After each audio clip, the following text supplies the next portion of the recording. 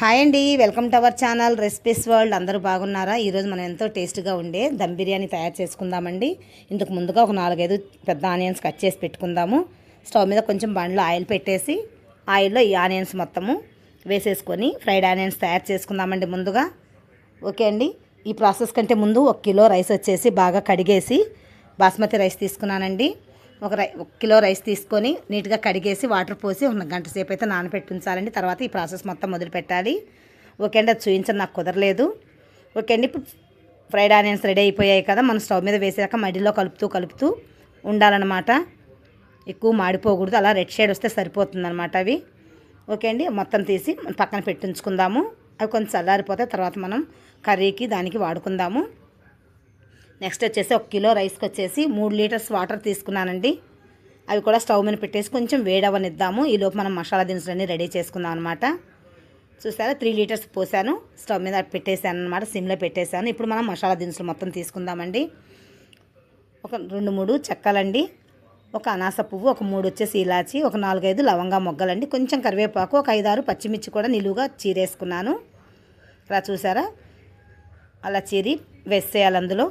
Next వచ్చేసి మనం తీసుకున్న మసాలా దినుసులు మొత్తం 1 బై 1గా వేసేసుకోవాలండి. ఇందులో వేయడం వల్ల ఏంటంటే రైస్కి బాగా మసాలా పడుతుందన్నమాట. ఇప్పుడు మనం దీంట్లోనే కొంచెం అల్లం వెల్లుల్లి పేస్ట్ వేసుకుందాము. నెక్స్ట్ కర్రీలో కూడా వేసుకుందాము, అందుకే దీంట్లో ఒక స్పూన్ అయితే వేసేసుకుందాము. స్పూన్ వేసి కొంచెం వేసానమాట నేను. అందులో కర్రీలో కూడా వేయాలి కాబట్టి అది చూసుకొని వేసుకుందాము. ఓకే అండి, ఇప్పుడు వచ్చేసి ఒక రుచికి సరిపడా కొంచెం ఒక స్పూన్ పడుతుందన్నమాట. ఉప్పు కూడా వేసేసుకుందాం. ఇప్పుడే మొత్తం కలిపేసుకొని అది ఎసరు కాగుతూ ఉంటుందన్నమాట. ఇప్పుడు మనం చికెన్ ఒక్కసారి మ్యారినేట్ చేసుకోవడానికి వెళ్దాము. ఒకసారి దీంట్లో ఒక 4-5 వచ్చేసి బిర్యానీ ఆకులు కూడా వేసేసుకుందామండి ఫ్లేవర్ కోసం. నెక్స్ట్ వచ్చేసి మనం చికెన్ మ్యారినేట్ చేసుకుందాము. నేనైతే 1 కిలో రైస్కి కిలో చికెన్ తీసుకున్నానండి. చూసా, లెగ్ పీస్లు అవన్నీ తీసుకున్నాను. లేదు మీకు లెగ్ పీస్ అవైలబుల్ లేదంటే చికెన్ ముక్కలు కొంచెం పెద్ద సైజులో కొట్టించుకోండి. ఓకే అండి, అది నీట్గా పసుపు ఉప్పేసి నీట్గా కడిగి పెట్టేసుకున్నానండి నేనైతే. మనం ఏ కుక్కర్లో అయితే రైస్ పెట్టబోతున్నామో ఆ కుక్కర్లోనే మనం కర్రీ కూడా ఒకేసారి మ్యారినేట్ చేసి పెట్టుకోవాలి. కిలో చికెన్కి వచ్చేసి 1 స్పూన్ అందులో వేసాం కదండి వాటర్లో, అందుకని నేను 1.5 స్పూన్ వేసేసాను. తర్వాత వచ్చేసి ఒక 1/2 స్పూన్ వచ్చేసి పసుపు కూడా వేసుకోవాలి. మనం రైస్లో ఏం వేయలేదండి, దీంట్లో వేసే ఇంకా మసాలాలు మొత్తము. అందులో అల్లం వెల్లుల్లి పేస్ట్ ఒక్కటే వేసాము. నెక్స్ట్ వచ్చేసి 1.5 స్పూన్ వచ్చేసి కారం కూడా వేసానండి. ఇదైతే మనకు రైస్ కూడా సరిపోతుంది, ఇంకా మనం మధ్యలో ఏమీ అవసరం లేదు. అల్లం వెల్లుల్లి పేస్ట్ కూడా 1 స్పూన్ వేసుకున్నాను. దాంట్లో 1/2 స్పూన్ వేసుకున్నాను కదండి, దీంట్లో 1 స్పూన్ వేసుకున్నాను అనమాట.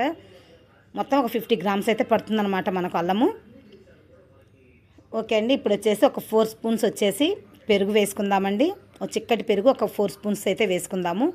ఒక పెద్ద సైజు నిమ్మకాయను కూడా అందులో వేసుకుందామండి. కట్ చేసి అందులో విత్తనాలు మొత్తం తీసేసి మొత్తం రసం అందులో పిండేసుకోవాలి. కిలోకి ఒక నిమ్మకాయ సరిపోతుందండి, పెద్ద సైజు. ఓకే అండి, మీరు కూడా ఇలా నేను వీడియోలో చూపించినట్టుగా తయారు చేసుకుంటే చాలా బాగా వచ్చిందండి. మీరు కూడా ఒకసారి ట్రై చేసుకుని మీకు ఎలా వచ్చింది నాకు కామెంట్లో చెప్పండి. ఓకే, నిమ్మకాయ పిండిన తర్వాత 1 స్పూన్నర వచ్చేసి గరం మసాలా వేసుకోవాలండి. మనం ఫైనల్లో రైస్లో వేసుకుందాం కొంచెం, అందుకని ఇప్పుడు 1.5 స్పూన్ అయితే వేసాను చిన్న స్పూన్ తోటి. మనం ఫ్రైడ్ ఆనియన్స్ వేయించి పెట్టుకున్నాం కదండి, ఆ ఆయిలే ఇప్పుడు 3 స్పూన్స్ వచ్చేసి వేస్తున్నాను అనమాట. కొంచెం ఎక్కువగానే వేసుకోండి, ఎందుకంటే మనం ఇంక ఇదే ఆయిల్ వేయటం కదా, ఎక్కడ మనం ఆయిల్ వేసే అవకాశం ఉండదు. అందుకని కొంచెం గరిటెతోటి నేను 3 గరిటెలు అయితే వేసుకున్నాను. ఇప్పుడు వచ్చేసి మనం మొత్తం చేతితోటి బాగా కలుపుకోవాలండి. మనం గరిటెతో కలపడం వల్ల ఏంటంటే ముక్కలకంతా మసాలా పట్టదు, అందువల్ల మనం చేతితోటి బాగా కలిపేసుకోవాలి.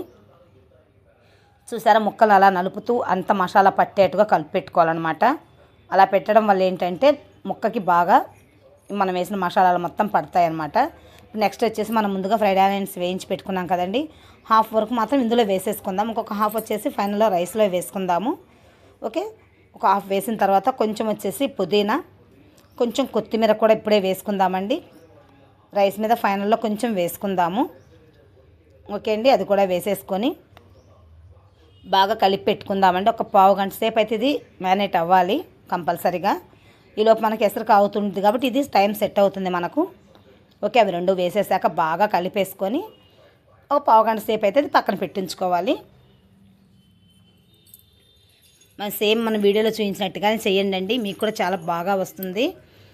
నేను వచ్చేసి ఆ పెద్ద పెద్ద ముక్కలు వచ్చేసి మిడిల్లో పెట్టానండి, ఎందుకంటే మనకు స్టవ్ మీద పెట్టినప్పుడు ఎక్కువ వేడి అక్కడే వస్తుంది కాబట్టి ఆ పెద్ద సైజు ముక్కలు త్వరగా ఉడికిపోతాయి. చిన్న చిన్నవన్నీ సైడ్కి పెట్టేసుకోండి, ఆ రైస్ వేడికి సరిపోతుంది అన్నమాట, ఉడికిపోతాయి. ఈ మిడిల్లో మాత్రం లెగ్ పీస్లు అలా పెట్టేసుకోండి. ఇప్పుడు మనకు ఎసరు కాగి ఉంటుంది చూసారా. ఇప్పుడు మనం ఇందులో నుంచి ఒక హాఫ్ గ్లాస్ వాటర్ తీసేసి మనం ముందుగా మ్యారినేట్ చేసి పెట్టించుకున్న చికెన్ మీద వేసుకుందామండి. ఆ వేడికి వచ్చేసి కొంచెం మగ్గుతుందన్నమాట, ఆ ముక్కలు మొత్తం కొంచెం వేడికి మగ్గిపోతాయి. ఓకే, అది పెట్టేసి మూత పెట్టేసి అది అలా పక్కన పెట్టేసుకుందాము.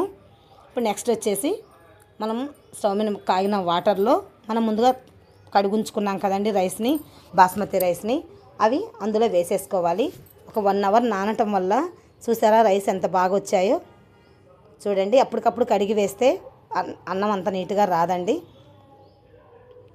ఓకే, అలా వేసేసుకొని మొత్తము ఒక 10 నిమిషాలు అయితే కొంచెం తెరులుతున్నప్పుడు అంతవరకు మనం ఉంచేసుకోవాలి స్టవ్ మీద.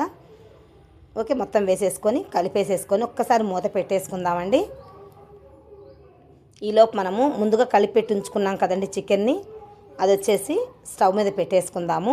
ఒక 5 నిమిషాలు వచ్చేసి అలా మీడియం ఫ్లేమ్లో అలా ఉంచేసేద్దాము, ఎందుకంటే పక్కన రైస్ ఉడుకుతుంది కదా, అది ఇందులో వేసుకోవడం కోసం ఒక 5 నిమిషాలు అయితే మీడియం ఫ్లేమ్లో పెట్టేసుకున్నాను. ఇప్పుడు వచ్చేసి మనం పక్కన ఉడికిన రైస్ని తీసేసి లేయర్లుగా వేసేసుకుందామండి. దీంట్లో మనం ఏం వేయని అవసరం లేదండి, ఆల్రెడీ అన్ని మసాలా దినుసులు మొత్తం కర్రీలో పడిపోయాయి, వాటర్లో కూడా వేసేసుకున్నాము. అందువల్ల మనం ఇప్పుడు ఏమి వేయని అవసరం లేదు, రైస్లో ఉప్పు కూడా వేసుకున్నాం కాబట్టి అంత పర్ఫెక్ట్గా సరిపోతుంది. నేను చూపించిన కొలతల ప్రకారం మీరు వేసేసుకోండి, పర్ఫెక్ట్గా వస్తుందన్నమాట.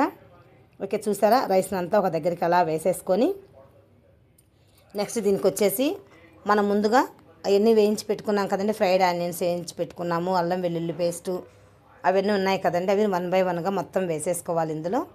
ఇప్పుడు మనం ముందుగా రైస్ ఉన్నాయి కదా, అందులో వాటర్ కూడా కొంచెం వేసుకుందాం, ఒక హాఫ్ వచ్చేసి వేసేసుకుందామండి. కొంచెం రైస్ ఉడకడం కోసం ఎక్కువ అసలు ఒక హాఫ్ గ్లాసే సరిపోతుంది.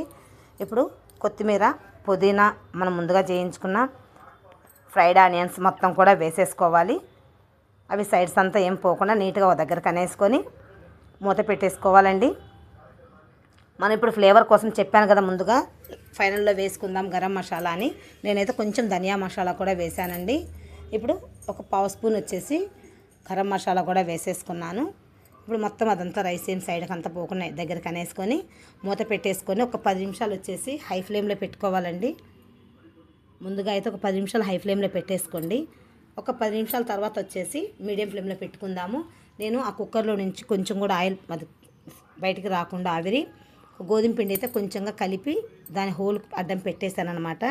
అందువల్ల ఏంటంటే ఆ కొంచెం వచ్చి ఆవిరి కూడా బయటకు రాదనమాట, అప్పుడు త్వరగా ఉడికిపోతుంది మనకు బిర్యానీ. ఇప్పుడు 10 నిమిషాలు అయిపోయిందండి, మీడియం ఫ్లేమ్లో పెట్టేశాను. ఇంకొక 10 నిమిషాలు అలాగే ఉంచేసేద్దాము. 10 నిమిషాలు కూడా అయిపోయిందండి. ఇప్పుడు చూసారా మనకు రైస్ పర్ఫెక్ట్గా ఉడికిపోయిందండి. చూడండి బాగా పర్ఫెక్ట్గా వచ్చేసింది, పుల్లులుగా బాగుందండి రైస్ కూడా. చూసారా మనకు కొంచెం కూడా వాటర్ లేదు అందులో, మనం రైస్లో పోసిన కొంచెం వాటర్కి, కర్రీలో వేసిన కొంచెం వాటర్కి రైస్ కర్రీ కరెక్ట్గా ఉడికిపోయిందనమాట. చూడండి ముక్క కూడా పర్ఫెక్ట్గా ఉడికిపోయింది. ఓకేనండి, ఫైనల్గా మనకు బిర్యానీ అయితే రెడీ అయిపోయిందండి. ఇంతేనండి దమ్ బిర్యానీ. మీరు కూడా ఇలాగే కొలతల ప్రకారం చూసి చేసుకోండి. మీకు ఎలా వచ్చిందో కామెంట్లో చెప్పండి. మీకు ఈ వీడియో మీకు నచ్చినట్టయితే లైక్ చేయండి, షేర్ చేయండి, సబ్స్క్రైబ్ చేయండి. Thank you for watching.